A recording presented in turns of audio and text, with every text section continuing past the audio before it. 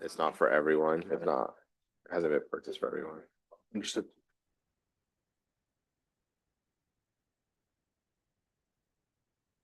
You ready? Give me a sign. Showtime. Good evening, Board of Directors, Superintendent Larios, staff, and guests. Thank you for joining us this evening for our special board meeting. It is 5:45 p.m. I now call this meeting to order. Please join me for the Pledge of Allegiance. I pledge allegiance to the flag of the United States of America and to the republic for which it stands, one nation under God, indivisible, with liberty and justice for all. We have our agenda today in front of us. If there aren't any changes, I would entertain a motion to adopt the agenda as presented. I move to adopt the agenda as presented. I'll second. It's been moved and seconded to adopt the agenda as presented. All those in favor say aye. Aye. All those opposed, same sign. Motion carries with a 5-0 vote. We now have an agenda. The next item on the agenda is public comment. Jenny, did we receive any public comment? Okay.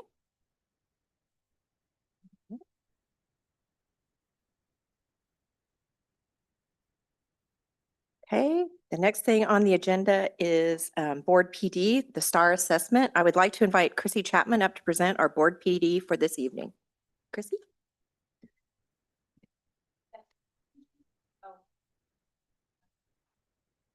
And as they're making their way up, I just want to set some context a little bit that this is a professional development item that was identified back in August at the board retreat. An area of focus that the board was more interested in learning about was assessment literacy and understanding the assessment tools that the district is utilizing to measure our goals, and this specifically to our reading assessment goals. So thank you, Director Chapman, and our guest here from Renaissance, who will be walking us through the STAR assessment system. All right, good evening, Chair Ballweber, Superintendent Larios, and board members. I'll give our guests a chance to introduce themselves really quickly, and then I will do a short introduction for the session tonight, and then I'll turn it over to them to walk you through the STAR assessment. So I'll let them introduce themselves first. My name is Faith Smith, and I'm a National Academic Advisor from Renaissance Learning. I've been at Renaissance for 3 years, and in my role, I work with districts across North America, consulting with them, speaking about our tools, doing sessions like this. And I came to Renaissance with 25 years in public schools as a teacher and as an administrator, data and assessment. Good evening. I'm Janelle Cash. I'm the Regional Vice President for our account management team. And so we work very closely with school districts in Oregon who are implementing and adopting solutions from Renaissance like STAR assessments. Faith is going to be leading a lot of the discussion tonight, but I'm here for support and to provide any Oregon-specific context or answer those questions if needed. All right. So before we get started, I just wanted to give you a little bit of context for our balanced assessment system within the Woodburn School District. And so, are we on a timer? Is it a 10-minute one? You are. For 10? Oh, I was like, it is 10 minutes? I was like, Get an hour. oh, you can go ahead and start it. That's fine. Often the school board asks for presentations on the assessment system or on a specific assessment. And I'm always very hesitant because I don't want it to seem like it is something separate from instruction. So assessment is a very integral part of instruction. It's not something that sits outside of instruction. Assessments are used for a variety of purposes for instruction. So it might be to see if students are, mastering something that you're teaching. It might be to look at kind of on the day-to-day what adjustments you need to make to your instruction to make sure that students are able to access the instruction. It might be a benchmark assessment, which is more, 3 times a year, you're getting a feel for how your whole system is operating. So it'd be looking at, grade level data, school-wide data, or district-wide data. And those help you determine, the health of your system. And so I just want to make sure that as we go through tonight, you're really thinking about how these assessments are used to guide instruction and to guide decisions around professional development that we have in the district, or decisions about, how materials are used. And so There is a very specific purpose for every kind of assessment that we use in the district, and this is just one type of assessment. Kind of the four big areas of assessment are formative assessments, those are things you use more like on a very frequent basis to see what adjustments you need to make to instruction. So teachers use formative assessments. It could be, they're walking around and kind of seeing how students are doing on a task that they're performing. It might be a short little exit out the door, we call it, or exit ticket, something that they turn in when they're leaving class or at the end of a lesson. It could be the CBMs, which we'll learn more about through Renaissance. And then we have classroom benchmark assessments, which this is something you're probably more familiar with, like an end of unit assessment. So after a teacher's taught a whole unit, they'll give an assessment to see how well the students mastered the information. But from all the formative assessments they give along the way, they should have a very good idea of how students will do on those end of unit assessments. And then we have interim assessments, and those are the ones that we use like 3 times a year to see how students are doing across the school or across the district. And so the STAR is one of those types of assessments that we give 3 times a year that we'll be talking about. And then we have the Oregon State Assessment System, which tells you how students are doing learning the state standards. And so are students on grade level? Are they not on grade level? Are they above grade level? And so that gives you an idea of how your district is doing in teaching the state standards. So I just wanted to give you a little overview of like the different types of assessments, the purpose of assessments. And I know that you're particularly interested in STAR, and so that's why I invited our colleagues from Renaissance tonight to share more with you about that. This is the first year we've had STAR. So while we've learned a lot about it, we've spent a lot of time looking at the data, learning how to best use the system. They are the experts in the product, and so I thought that it would be really beneficial to have them at the table just with that lens of how this assessment is designed, how it's used, how to really interpret the data. And then I, of course, can give the district perspective of how we're using it. So, I'm sorry, yeah. I thought you mentioned there was 4 types of assessments. Yes. Formative, classroom, interim, and then I don't know what the fourth. And then the Oregon State Assessment. Oh, I thought that was okay, Because those are once a year. got it. All right. So I will turn it over. Do you all want to ask questions along the way, or? What would you Just- prefer? Would you prefer us hold them, or would you like us to ask them as we go? I did put flashing points in at various times where I'm kind of done delivering one chunk of information. But if you need clarification at any point, feel free to stop me and ask questions. I love questions. I think from my teaching, I just love to have them. So, Okay. okay. So let's jump off then. Can you, should I do this? No, I just wondered if the. Oh, well, let's see. It is. Yeah. Okay, so we're going to be talking about STAR assessments, how you can use them. This is that interim assessment that is going to give you an idea of how your system is functioning. You already know about me. Let's start with our mission at Renaissance, which is to accelerate learning for all children and adults, and started back in 1986 with Accelerated Reader, a teacher that just wanted her son to read more, and it moved into that STAR assessment and really being able to put data in teachers' hands that they could use to shift their instruction so they could be more impactful and accelerate learning. So when I talk about STAR, since this is kind of an overview of STAR, I wanted to give you a little bit of background on what the STAR screeners actually do, because they do function differently than what you would traditionally associate with an assessment in school, like it's the end of unit test or it's that quick entrance ticket. This is a little bit different. So I want to kind of explain what the screeners do. We're going to talk about what makes STAR a good screener for a lot of reasons. Then we're going to talk about what is actually in STAR. What is it measuring? What kind of data will STAR report so that when you're getting those board reports and you're seeing all those different numbers, what do they mean? And then how can that STAR data be used for instruction, large scale and classroom level decisions? So the first use for STAR, the main use for STAR in the interim assessment is to identify risk. And when Christy talks about this being a way to check the health of your system, you ideally, when you put supports into place, give additional instruction to your students, what you're going to see is lower risk across your student body as identified by STAR.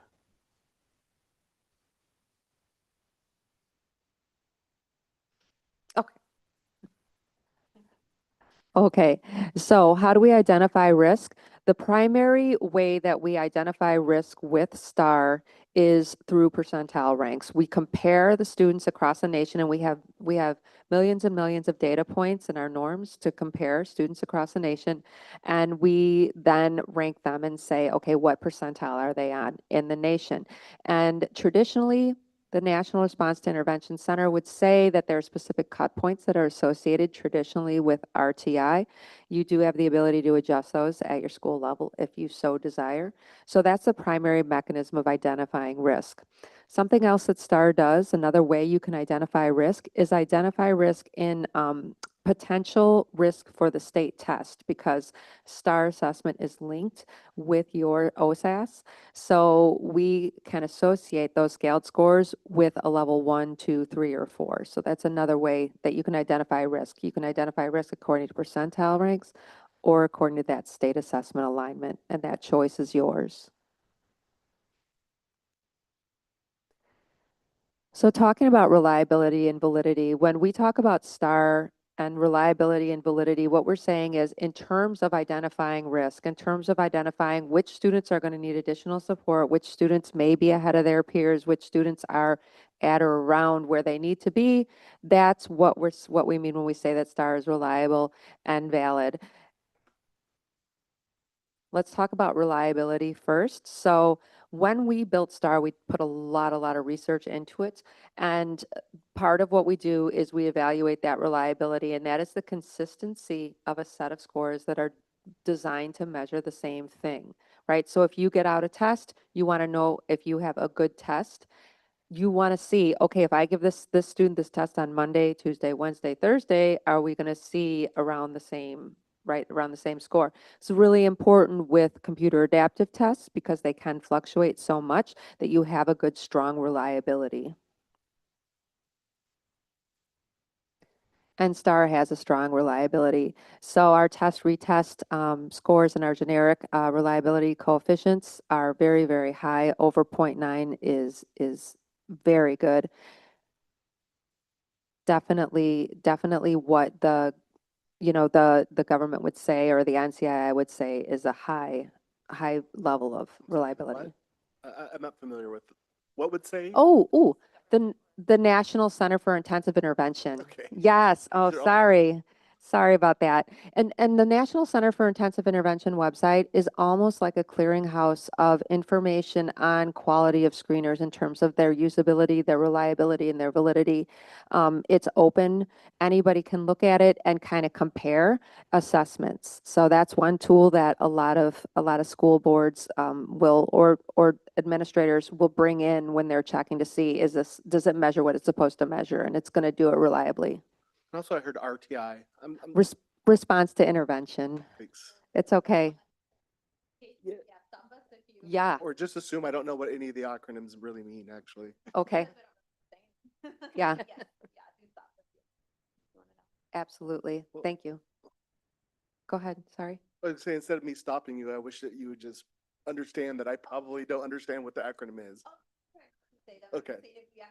Okay, thank you. Okay.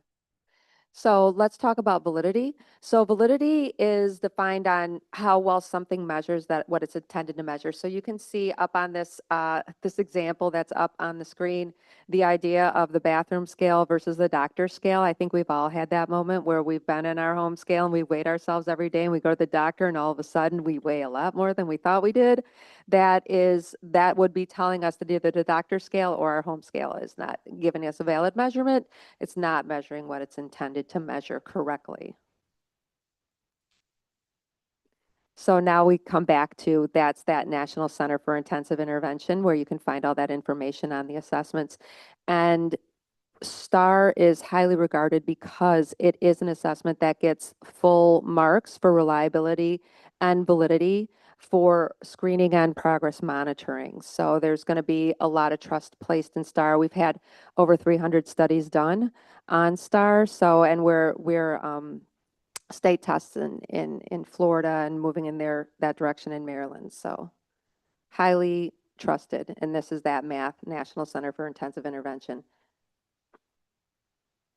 So what else can STAR do, right? It's going to identify risk. It can also identify student skill levels. And this is something that's really important because when you have a classroom full of students and you're doing traditional testing, classical test theory, you have your end of unit assessment, you have your entrance ticket, your exit ticket, whatever kind of assessment you're using, there's a floor and there's a ceiling. So it will typically just be covering grade level content. When a student doesn't understand that grade level content with classical test theory, we don't know where their knowledge stops. We just know they can't do that, right? So I give a Romeo and Juliet test. I know they don't understand Romeo and Juliet, but I don't know what their reading level is because there's a floor, and the floor is that text that I gave them. That's what classical test theory does, is it's measuring those standards, and it's reliable, it's well known, it definitely has its place, but it's not going to identify what level those students are at. That's where adaptive testing comes in, because adaptive testing is going to level up or level down based on that student's skill level. And it's going to give educators an opportunity to see where is that student functioning when they are functioning below or above peers, because we do have students that come in above as well. It will identify risk because it does have those norms, those national norms, where we gather together large, vast groups of students that are representative of our population, and put them together to determine where those students place in a percentile rank. So that norm scoring is important. And it's also going to be a broad measure. So the adaptive test can cover a lot of topics in a short amount of time with the purpose of screening. Sometimes people see it as a disadvantage to say it's a broad measure. They prefer to use the classical tests for those in-classroom assessments because they want to measure specific standards, which are very targeted. They both have their place. Item response theory. Item response theory is that idea that every item counts in an adaptive assessment, and that item, whether the student answers it correctly or incorrectly, is giving the computer adaptive piece more information about what level that student is at. So we can, a very small amount of items, we can get with very high certainty where those student skill levels are at. I'm going to kind of flip through this one. Item response theory does rely heavily on a highly calibrated scale. Ours is highly researched to make sure that our items are calibrated and are indicative and can produce that valid and reliable result that we see in STAR. Can I ask a question? It's kind of Yes. back a ways, but you said like in determining like students' risk level, like Yes. the state assessment, Yes, you can do it based on percentile or the 1, 2, 3, 4. yes. What did we do? The 1, 2, well. For the English assessment, for third grade and up, we can do a 1, 2, 3, 4 because we have a state assessment at those grade levels in English. For assessments that we give in Spanish, we have to use the percentile rank because we don't have a state assessment in Spanish. And so there is no state standard for an assessment score in Spanish. And so for that, we do use the percentile ranks. Thank you. And just to be clear, because Faith has shared a lot of information, the assessment that we use is the adaptive type of assessment, the CAT. We call it a CAT. It's the Computer Adaptive Test. And so she'll go into more detail about it, but just to kind of give you a little preview, the assessment that students take on the computer for the STAR assessment is adaptive. And so it is adjusting based on how students answer. So if they get it correct, it'll give them, a question that's at that same level or higher. If they get it incorrect, it will, level them down until it can find that instructional level for that student. Thank you. And because the items are so tightly calibrated, when a student answers a question correct, it could be safely assume that student also understands the connected skills below that. So that's kind of how that item response theory works as well. So I think we have the idea of the classical test is going to be very focused. One standard we see is a multiplication assessment, but then that modern item response, if a student gets this one right, 9 times 8 is 72, they're going to get something harder. 54 times 82, if they get that one right, they're going to get something harder. So one thing about adaptive testing is that students are expected to get some of those questions wrong. They're expected to get around half of those questions wrong. And that's part of the system is we go up as high as those students can go to the point where student understanding breaks down, and then measure that. That's where that student landed. So that's something important for students to know as well, is that this is not the kind of test where you're going to get every answer correct. And I think, you know, that's hard for some students because a lot are conditioned to, they're going to get them all right. Every item counts in that, with that item response theory. So that's basically what the STAR screeners do with that computer adaptive piece. The term screener. I'll just kind of talk about what a screener is. So when I was sharing at the beginning the different types of assessments, an interim assessment is also the same as a screener. And so these are assessments that you give, you know, 3 times per year to measure like where students are at in those 3 times of a year. And you make different decisions based on how the screeners come out. So you can look at your whole system to see, is instruction working for most students? Is it not working for most students? Like if, you know, the vast majority of your kids are scoring very low on your screener, that's indicative of, you know, kind of your overall system is not working for most students. If most kids are doing well and you have a small group that's not doing well, that helps you identify the group of kids that you need to intensify their instruction, maybe provide interventions for them. And so it helps you kind of group your students into knowing like who is the instruction working for? Is there a group of kids who need a little bit more support through interventions or just kind of changing the classroom instruction a little bit? And so screener is another way of saying a benchmark assessment or an interim assessment. There are a lot of different names for it. So I just wanted to clarify what a screener Thank you. really refers to. But we'll continue talking about the 2 different types of assessments that we have within the STAR system that we use to do that screening. So then can that data be seen like at the district level, at the school Mhm. level? Yep. At the classroom level? Okay. Right. Yeah. Okay. Thank you for that. So let's talk about some of the pieces of STAR that make it a highly regarded screener. So the first thing about STAR is, and these are our value pillars, the first thing is that it is purposeful, meaning the data that we get from STAR, that educators get from STAR, is meant to be used to identify student need. It's meant to be used by teachers to help guide instruction. We provide all the resources that we can to use that to help guide instruction. STAR is a tool that can be used in that interim way 3 times a year, but STAR Computer Adaptive and STAR curriculum-based measures can also be used for progress monitoring. So they can be used more frequently as well to assess those that student growth in between those interims or those screeners. It's also proven. So I mentioned over 300 studies backed by research, validity studies, millions of data points, and trusted by millions. It's powerful. So STAR is the briefest interim assessment out there. It comes in at 20 minutes to get those highly valid and reliable risk scores, which means that you're cutting down on the amount of testing time, which means that there's more teaching time, and that is powerful. It's giving that back to the teachers. And then finally, it is predictive because we have done that linking study with the OSAS. So you can use those STAR outcomes to predict performance on your end of year state test in the fall when you can do something about it.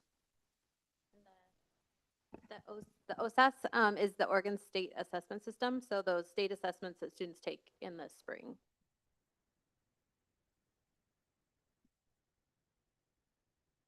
Another thing that's really nice about STAR is that it has a common scale from K through 12, which is kind of unique. A lot of times when it comes to early literacy, you would use one test, and then for later literacy, you would use a different test for pre-readers versus readers. Our pre-reading test and test for readers lives on the same scale. So they're getting similar scores all the way up, which means that you're going to have data that stretches from kindergarten through 12th grade as they matriculate through. So you're going to be able to get that nice long line of performance and outcomes. For testing time. So our curriculum-based measures, which I will talk to you about those in a little bit, those are one-to-one measures. Those take 1 minute. Our computer adaptive tests for STAR Early Literacy, which is for pre-readers, it's going to take around 10 minutes. And for STAR Reading and STAR Math, they take about 20 minutes apiece. So all very brief. We wanted it that way so we could have that maximum impact and minimum time, get highly valid and reliable results in the shortest amount of time possible so that teachers can get to the business of teaching and actioning that data. So I have in that vein, Yeah. I have a question. Yes. So, is this like at the teacher's fingertips? So the test is given and like they can log in and see those results, or is it dependent on like, it's got to be somewhere else and then it's got to be given back to them? No, it's at the teacher's fingertips. They will have their STAR data within minutes. Okay. Yep. Any other questions about that? It's a good one. I guess the only other one is like, you talked about OSAS. So like how does that correlate? So like if they take that and they do well, that can we expect them to do well on the OSAS, or is like, how does that work?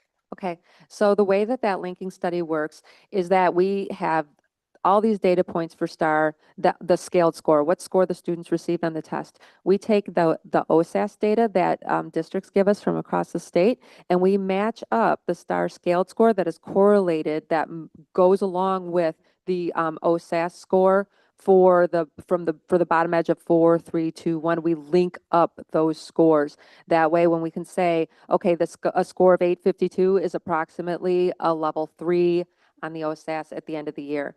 When we're able to predict out to the end of the year, because we do modeling, like a regression modeling, where we say if they grow at an average rate by spring, they should be at a level 3 or a level 4, or level 2, or level 1. Thank you. Mhm. This is also, because I'm seeing that's in English and Spanish. I'm assuming it's also in Russian. No? No. Though.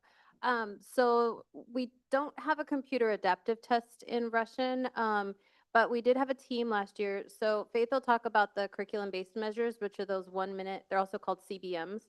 It's the 1 minute assessment that you give one-on-one with a student.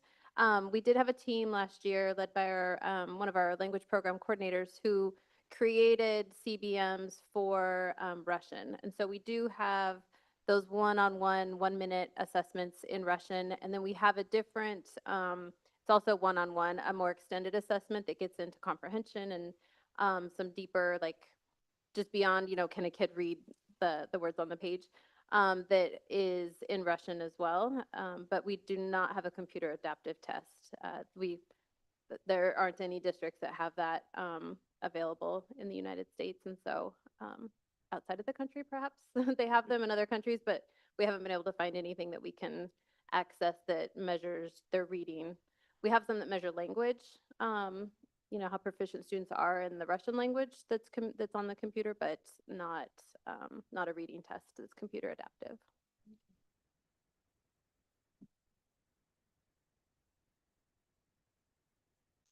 Okay, another piece of STAR, and this one I think is a biggie, is what is STAR built on?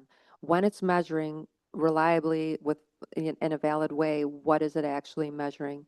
So STAR is actually built on the core progress learning progressions.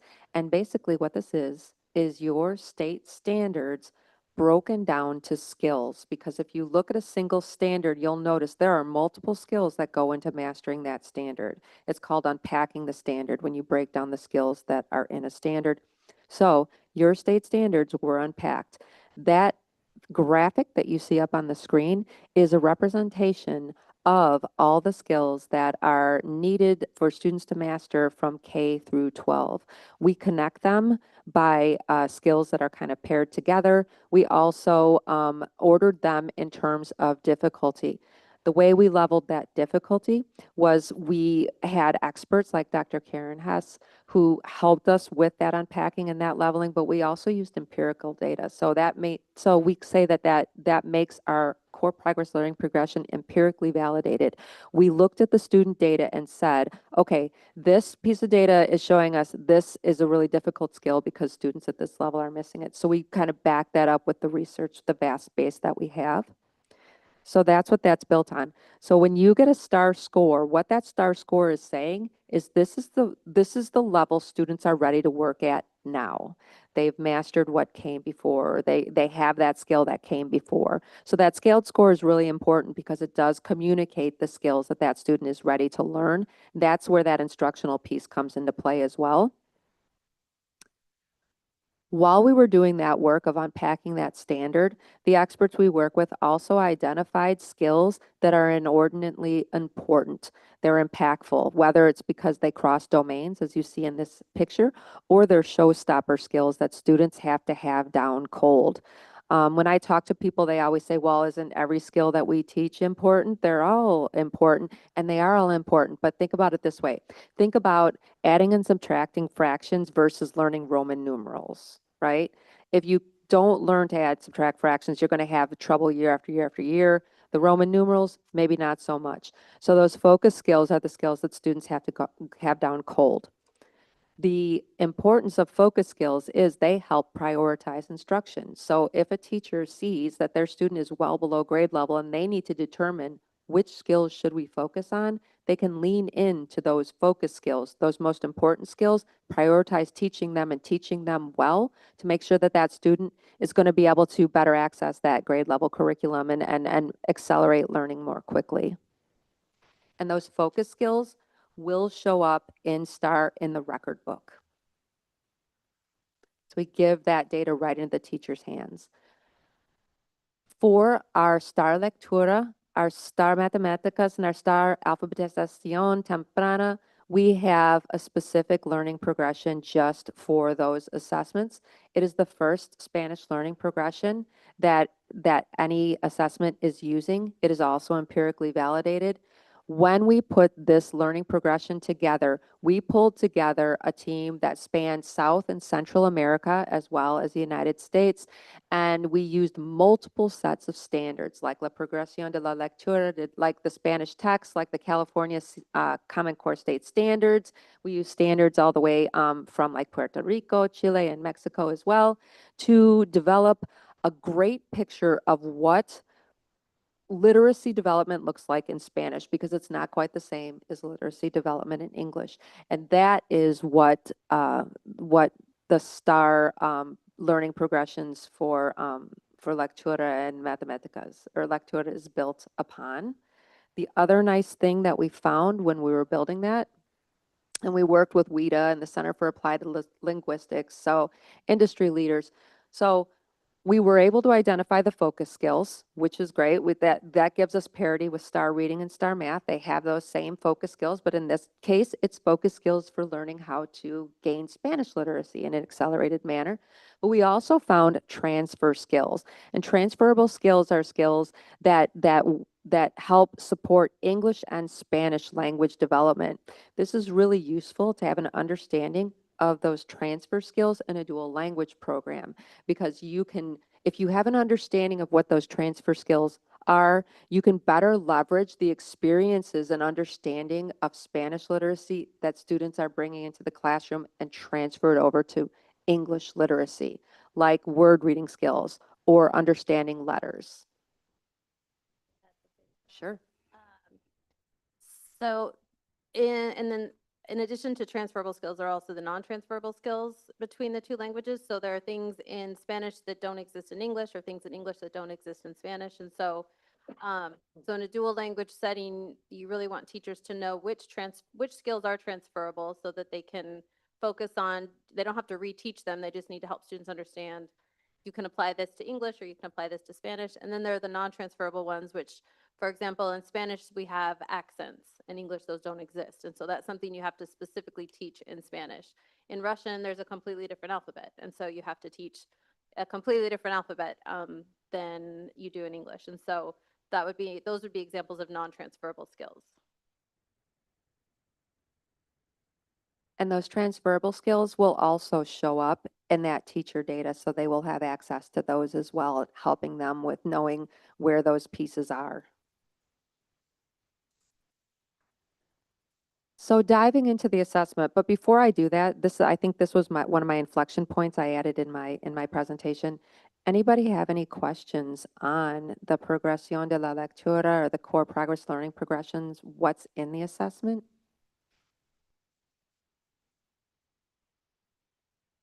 Not what's in the assessment, but it was really neat because I had seen the slides too of just the connections with all the other countries and kind of putting those pieces together. Which ones? Just the information and tidbit of like how it got developed with utilizing all of the Spanish from other countries as well, and then the two organizations kind of involved there. So that was interesting to learn. Yeah.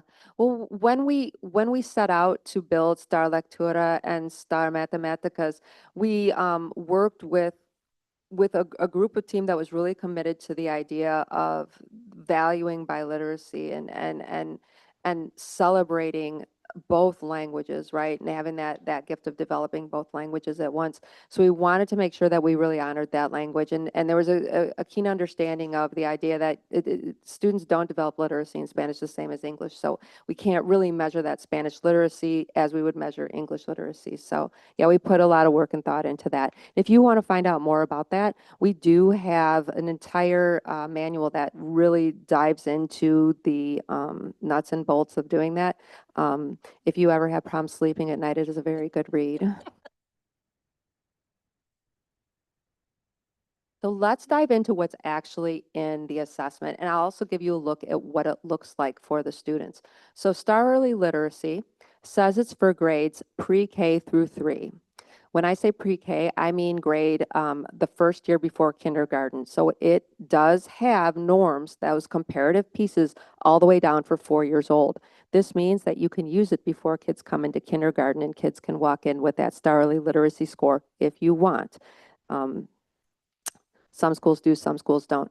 So it goes all the way up to grade 3. It has 27 items, and it is very much an audio experience for the students. It's got the read aloud. It takes about 10 minutes. It can be given to a whole class of students at once, although the majority of schools, when they first start the students using Star Early Literacy, they'll break up into smaller groups so that they could just help support those students through that first time. So do we test our preschoolers? Yeah, I was gonna ask that. I know, I almost grabbed it and told you, but we do not.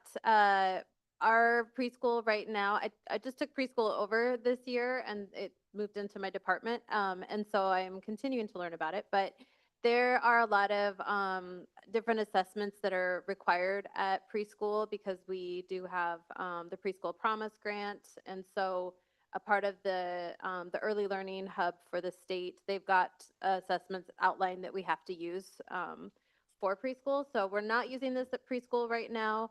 It's not to say we won't in the future, but at the moment we are not using it for preschool. So they take it at the kind of the beginning of September in kindergarten. So we do get a really good measure, like right when they come into kindergarten, to get some baseline data for where students are coming in at. So whatever they learn in preschool prepares them for it, and then when they're in kindergarten, testing begins and determines how far along they are.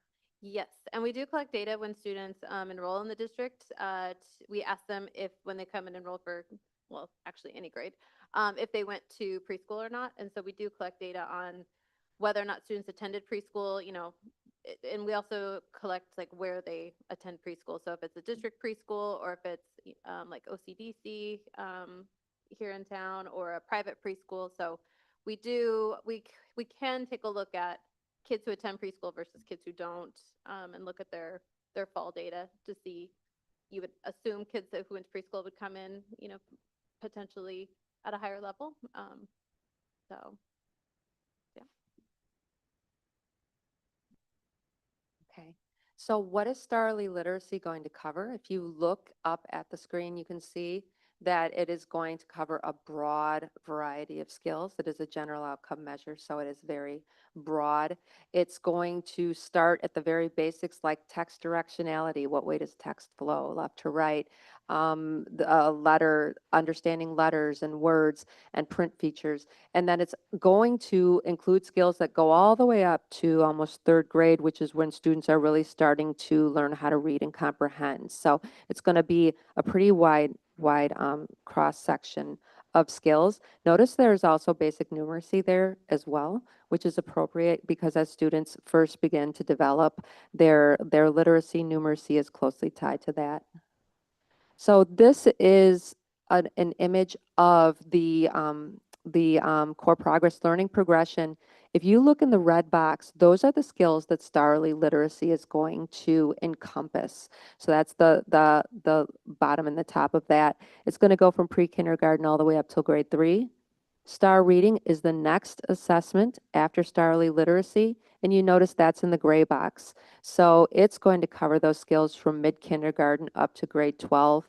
That pink zone in the middle, that is where students transition from being non-readers to emerging readers. That's when students make the jump from Star Early Literacy to Star Reading. And the big litmus test for whether or not a student should take Star Reading is, are they an independent reader? Star will let teachers know when that student is a probable reader. They get a scaled score of 852 and they'll get a designation that says probable reader. Then it is up to the educator to move that student over to Star Reading or decide to keep them back in Star Early Literacy.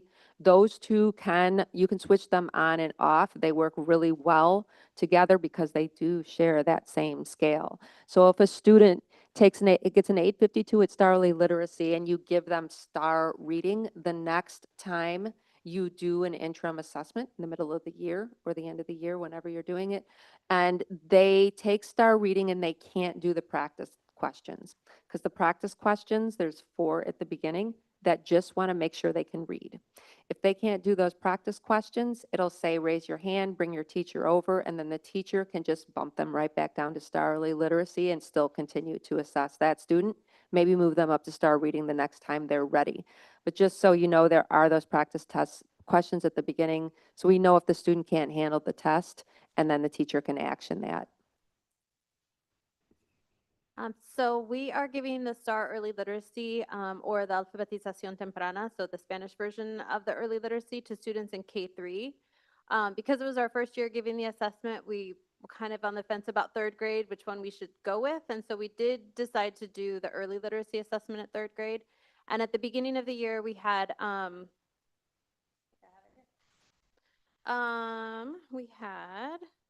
about 200 and shouldn't try and do math on the spot. About 250 kids who leveled up to the reading assessment, so to Lectura or Star Reading. And then in the winter, when we gave the assessments, we had about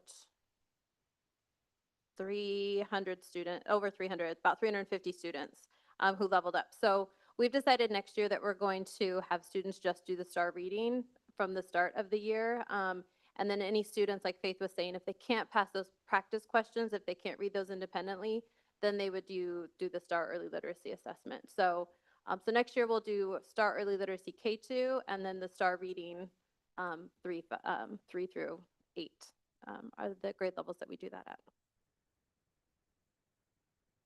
And that's not an unusual decision because it gives you consistency in your data. So if you're kind of all moving together and getting that broad section. The way the students log in, they can log in with a single sign-on. So they can just, whatever method they use of signing on, there is a Renaissance growth platform where they can just log into their test. There's nothing that the teacher really needs to set up in terms of setting up sessions or handing out passwords. The students are just able to log themselves in and start their STAR test. And they log in through Clever. So You all know what Clever is? Yeah. It's the app that's for the students that's available for the parents as well. Yeah, it's a single sign-on. I mean, Debbie could probably tell you about it. But it's a single sign-on system. So, you know, curricular materials or assessment systems, Practice. student, yeah, they can go into this one spot and log into any of those platforms. And so those of you who have kids in the district, all of your students have a Clever login, and so they can go into it and, you know, you can have them practice stuff at home.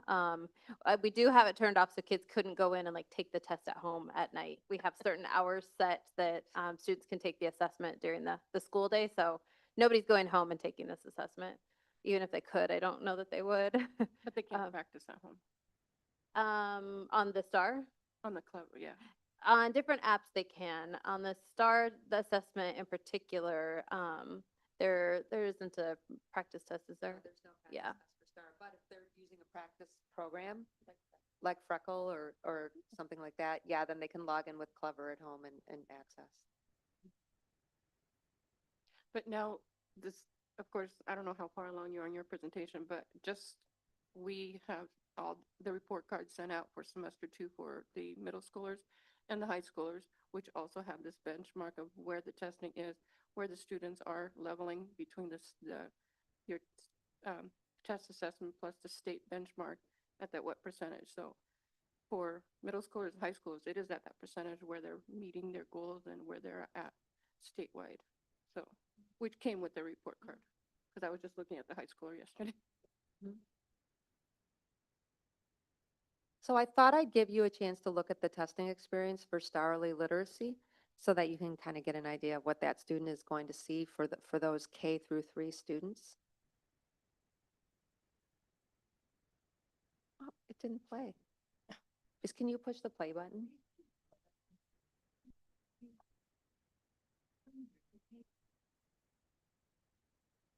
And the rabbit ears is signaling it's time to answer.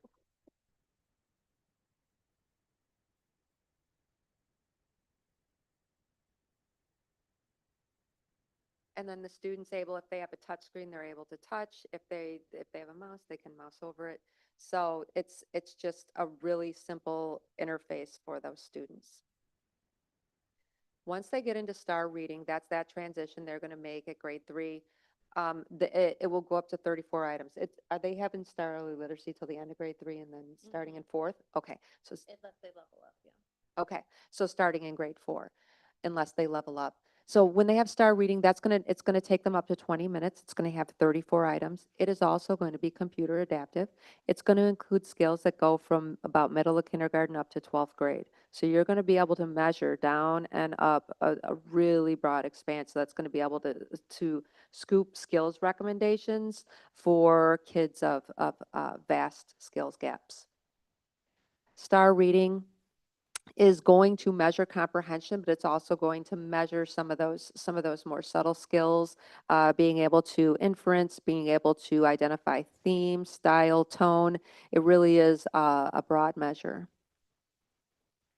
And this is just an example of one of the items looks like in STAR. Notice the interface, the question is very clean. There's not a lot of pictures or anything on it. We need to be aware that an 8th grade student could be answering a question that is at a 1st grade level, and we don't want them to see, you know, cute little pictures and have something that's flagging that, okay, you're really working at a low level. So we try to keep that really nice and clean. So I'm going to talk a little bit more about what all these scores mean, but I just wanted to also point out that you can make that scaled score a Lexile, and I'll tell you more about that in a little bit. STAR Math. So STAR Math has 34 items, and it goes from grade K to Algebra 2. So it says grade 1, but we just changed that. It does go to grade kindergarten, and we do have norms for kindergarten all the way up through Algebra 2. It's going to have 34 items, just like reading, very consistent experience for the students, very consistent look, very consistent length. It's going to take about 20 minutes. And it's a broad measure that is going to cover all the skills that you see here. So you're going to have your numbers, your operations, your algebra, geometry, all the way up to trigonometric functions and those more complex skills that you see up in upper high school. We do have two separate assessments that come along with STAR outside of STAR Math. One's called STAR Algebra and one's STAR Geometry. STAR Algebra and STAR Geometry measure skills specific to algebra and geometry. STAR Algebra is going to measure skills associated with Algebra 1 and Algebra 2, and STAR Geometry is going to measure 2 years of geometry. Teachers like to use this assessment at the high school level to gauge where their students' algebra and geometry skills are at the beginning of a course. For example, let's say a student takes algebra in 8th grade, then they take geometry in 9th grade, then they come back to algebra 2 in 10th grade. It's nice for the teacher to be able to get a bead on what does the student remember, what do they need to review, because it's been a while since they had algebra, and vice versa with if you put algebra between geometry 1 and geometry 2.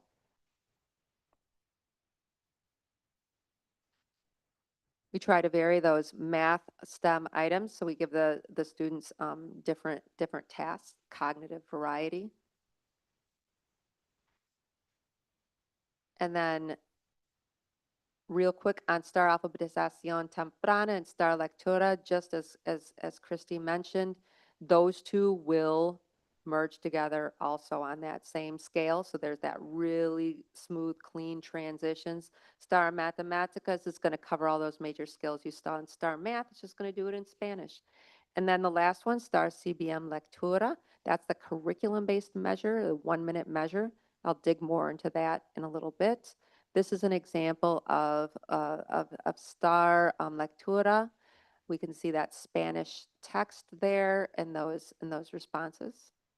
Again, a very similar layout, very similar experience. So if you're giving students both STAR reading and STAR Lectura, they're going to be able to associate those two experiences. Did you want to add in? Yes. Just for your information, so students in our English and Russian programs take the assessments in English. And then students in the Spanish dual language program are taking the assessments both in English and in Spanish.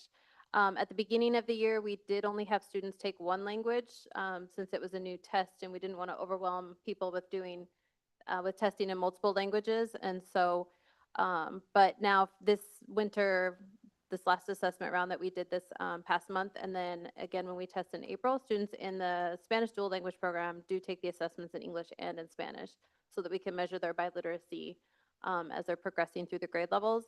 And then in math, students get to choose if they want to take it in English or in Spanish. And then same for the curriculum-based measures, same thing. So we had that was for the computer adaptive, and then for the curriculum-based measures, those one-on-one assessments that you do that are 1 minute long, same thing. We gave them in English and Spanish in the winter, and then we will again in the spring. Have you done comparison of the Spanish English students? One time they take it in Spanish, next time take it in English, if there was any improvement or difference because maybe their English is more stronger versus their Spanish, or their Spanish is more stronger than their English? If you give them every other time, you wouldn't be able to see their growth because they don't follow the same sort of measure because we don't have a state assessment for Spanish. And so there is no like state standard. And so when you look at the Spanish assessments, you have to look at the percentile rank, like how students measure up against other kids across the country who've taken that assessment. Where the assessments in English, like the STAR reading, because we do have a state assessment in 3rd through 5th grade, you can actually see how like Faith was talking about, it predicts how they'll do on the state assessment. So if you gave like English in the fall and Spanish in the winter, you wouldn't really be able to look at their growth because there are different scales that are used to measure those two, which is why we're giving both assessments in the winter and then both assessments in the spring. So we'll be able to look at their growth from winter to spring in English as well as in Spanish. And so I really like that we have that option because then we can look at a student holistically because like you said, some students are going to be much stronger readers in English than they are in Spanish or much stronger in Spanish than English. We did the same thing with the curriculum-based measures for Russian, the one-on-one assessments. In the fall, they just did one language, but now in the winter, they did Russian and English, and then in the spring, they'll do Russian and English. So we're able to look to see, are they growing in both languages? Are they just growing in one language? Are they not growing in either language? And so you approach all three of those scenarios very differently instructionally. How, Yeah. for the previous assessments that was done, how long do those tests take? The ones we had last year? Yes. They averaged, the average time for them was 45 minutes. The computer assessment, they did not have a curriculum-based measure, the one-on-one. They had it in English, but not in Spanish, and so we didn't use it, which was a big gap in that system for us.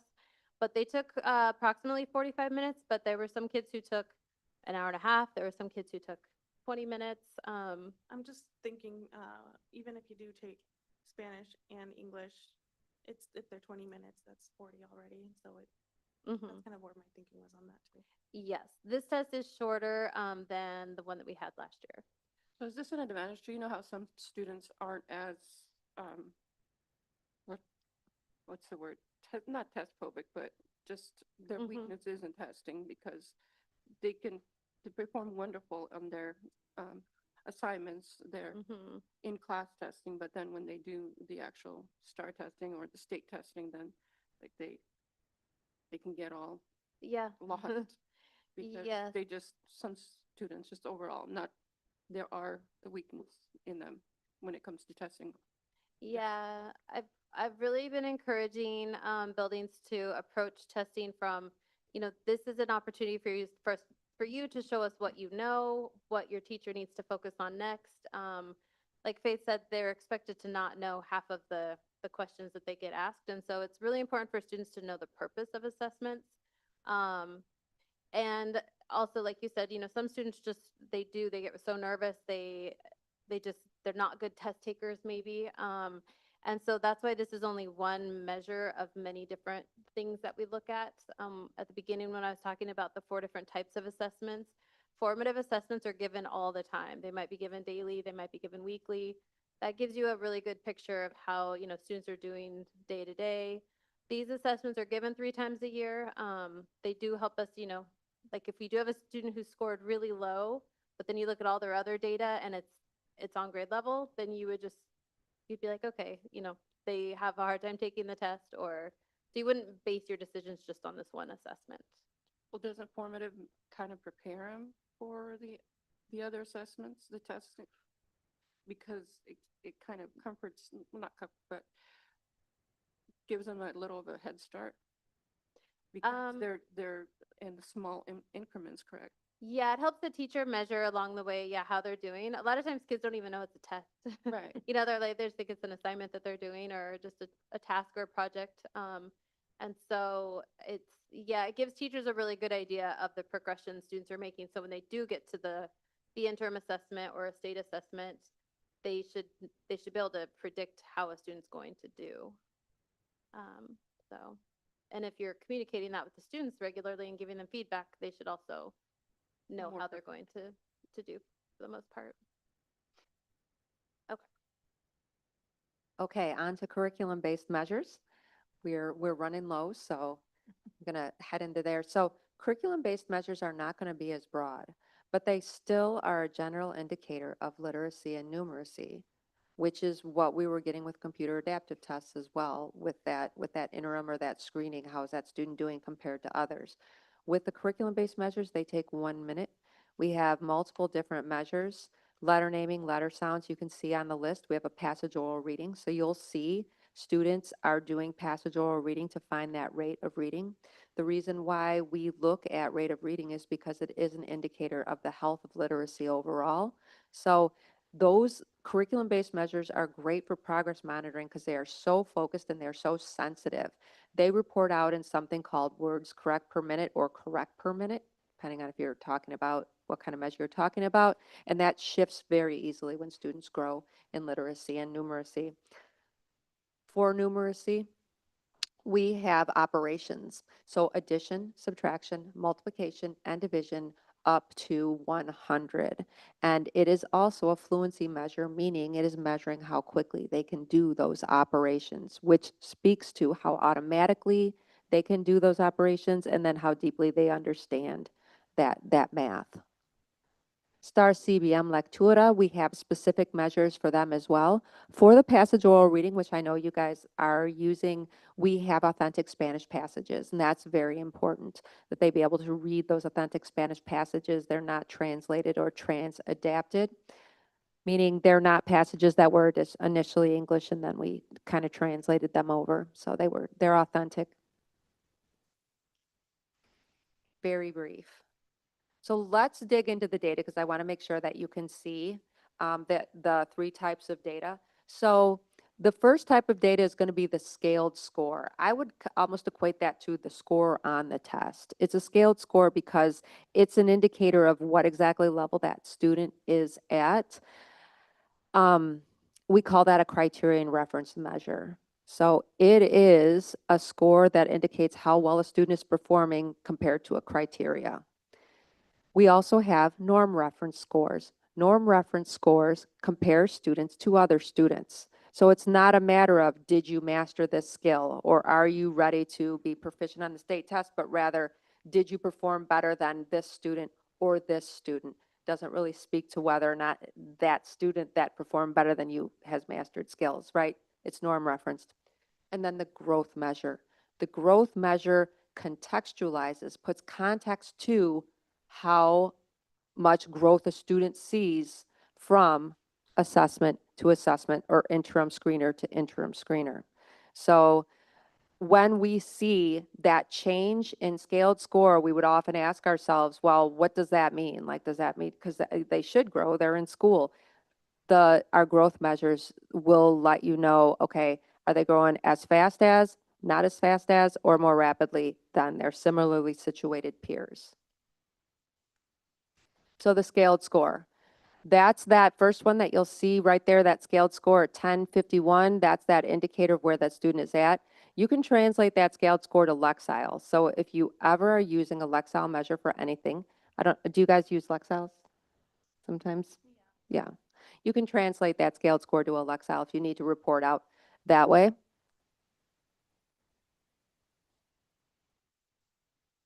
The other thing with that scaled score is that is something that is going to stretch across STAR literacy and STAR reading. So they match up. You can see that progression. The percentile rank is that nationally normed score. It's going to compare student scores with other students. Don't assume that if a student doesn't change their percentile rank, meaning they didn't move up in terms of how they rank against other students, that they didn't grow. And be careful about using percentile rank averages to compare groups of students. They can't be mathematically averaged. We can get a median from them though. Then the last one, percentile rank, we already talked about that. How does that student compare to others? Let's talk about the student growth percentile because that is going to describe growth relative to a student's academic peers. And by academic peers, I mean students that are at the same grade level, attested at the same time, and that have a similar score for a specific baseline test. We call it SGP, but it just means the student growth percentile. So this is an example of Krista. Krista just took a STAR test and she had a 775. The test before that, she got a 742, which means that she gained 33 scaled score points. Should I skip the SGP example? Okay, so we look at that and we say, you're gonna give me more? So we look at that scaled score and we think, okay, is that good growth? Is it not growth? Not good growth. So what we need to do is we need to take the power of our data, find all the students, just like Krista, 7th grade, beginning of the year, got a 775. Then we take that second data point, right? That second test and say, okay, how much did each of those kids grow between point 1 and point 2? Now let's line them up and we're going to call that their student growth percentile. If Krista gained more points than 50% of the students, then she'd be at the 50 percentile.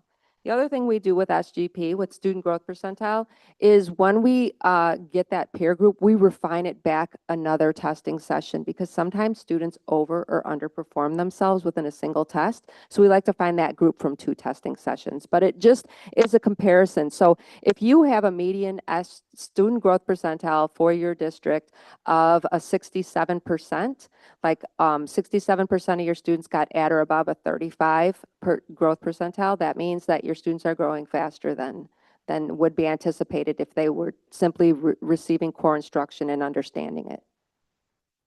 Want to add anything to that one? Okay. Let's see if I just walked through that one. So let's talk about how that STAR data is used. So this is really the bread and butter report. This is the screening report. This is the first report that most interventionists and teachers will pull because it is going to show where those students are in their risk levels. If you look at the graph on the right, you can see a lot of green. Those are the students that are at the 40th percentile rank or above, meaning they are at or above benchmark, not on watch. 25th to 39th percentile rank is in the blue. Those are what we would also call our bubble kids, our kids that we want to watch. They're not quite needing intervention, but they're also not in the green zone. This is only based on percentile ranks. If you look at this at the example on the right, this is that risk according to Oregon State benchmarks. This is exactly the same data. Do you notice how much less green there is? How much more yellow and red there is, right? Because now what we're doing is we're taking that scaled score and we're comparing it to that Oregon State score. It's criterion referenced, and this is that predictive piece. And that's what you use here. So let's talk about I want to show the biliteracy report for sure. So instructionally, there are resources teachers can use, like the state standards mastery report that gives teachers an idea of how well those students are mastering state standards. It can make an estimation based on that STAR score. This is a good way to kind of get an idea of where the class is at, but still remember a teacher's toolkit has to include those formative assessments, what we might call even mastery measures, standards mastery, to see, okay, have they really mastered those standards? But it is a really good starting place for teachers. We also have a tool called the record book, and the record book is going to provide resources for teachers. It's going to show which skills a student is ready to learn next in teachable order. It's going to identify the focus skills, the most important skills, and the transfer skills. So this is a really nice toolkit for teachers to have. And I don't have the biliteracy report in there, so I'll tell you.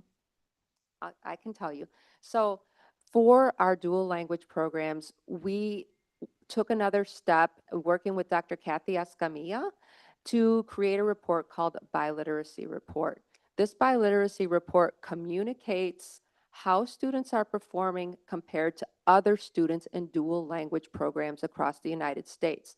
Because what happens when students are learning 2 languages at once is it's a big cognitive load. It's hard to learn 2 languages at once. So what can happen is when you use a test like STAR, and you test them in English and test them in Spanish, sometimes it looks like they're behind in both, but it's because they're trying to learn 2 different languages. So we look at the norms and say, oh, they're behind their peers in English and Spanish.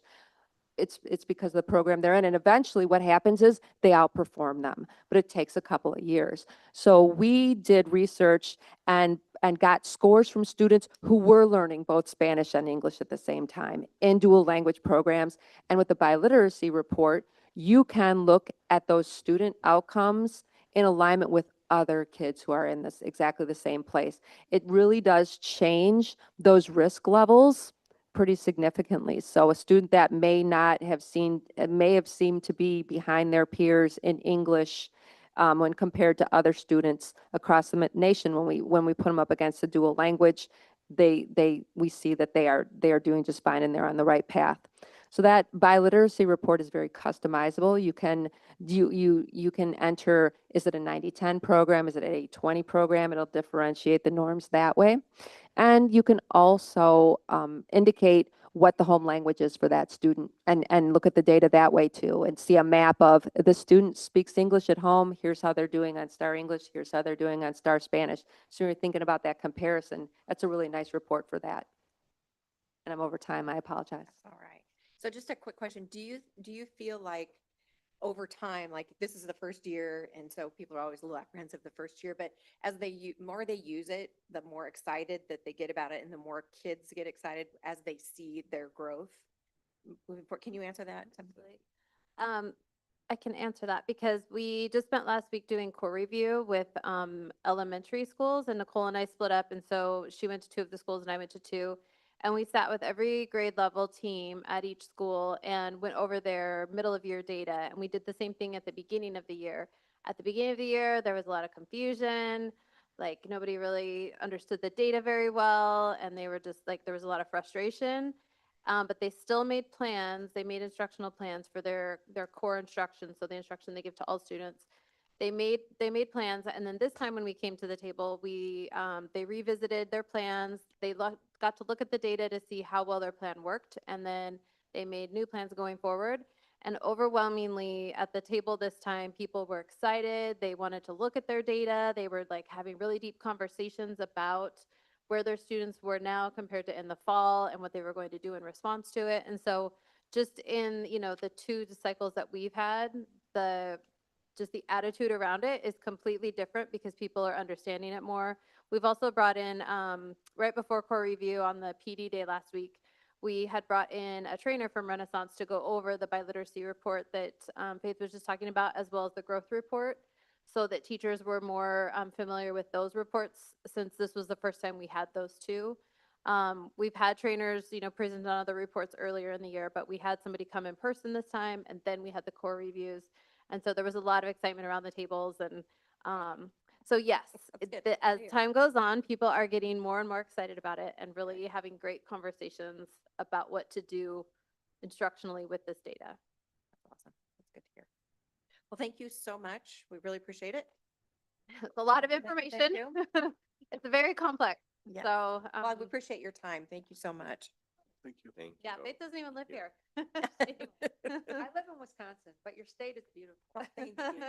Thank you. So.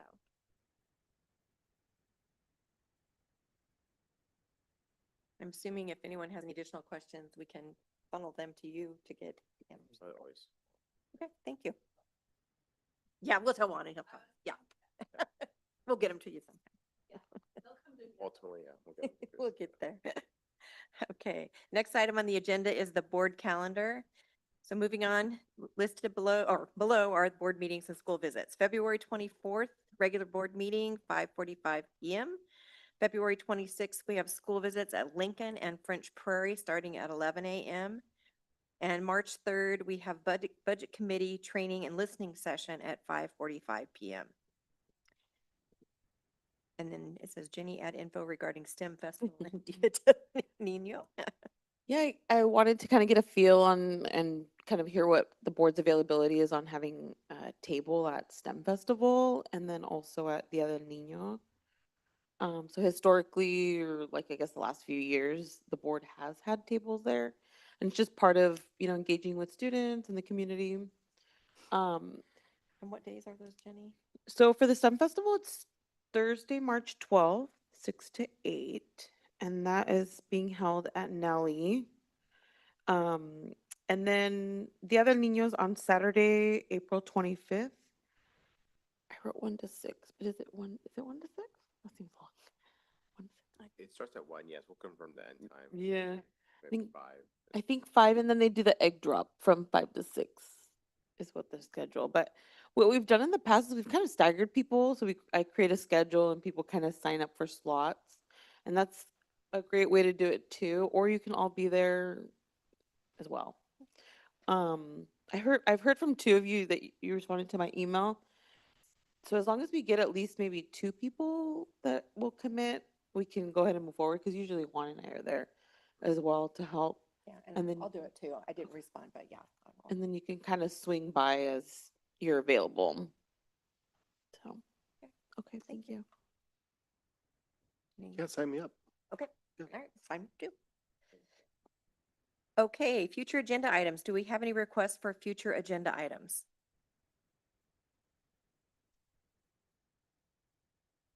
No? Okay. At this time, the Board of Directors of Woodburn School District will now move into executive session pursuant to ORS 192.6602I to review and evaluate the employment relations performance of the Chief Executive Officer of any public body, a public officer, employee, or staff member who does not request an open hearing.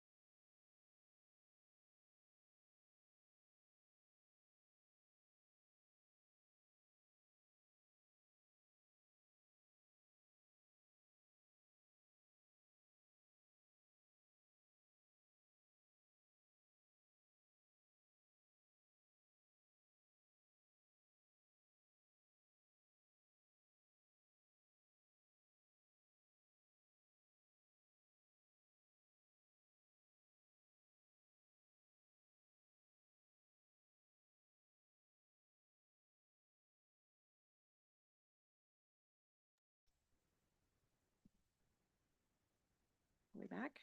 We are now back in open session. Thank you, everyone, for your time this evening. I now move to adjourn the meeting at 9:04 PM.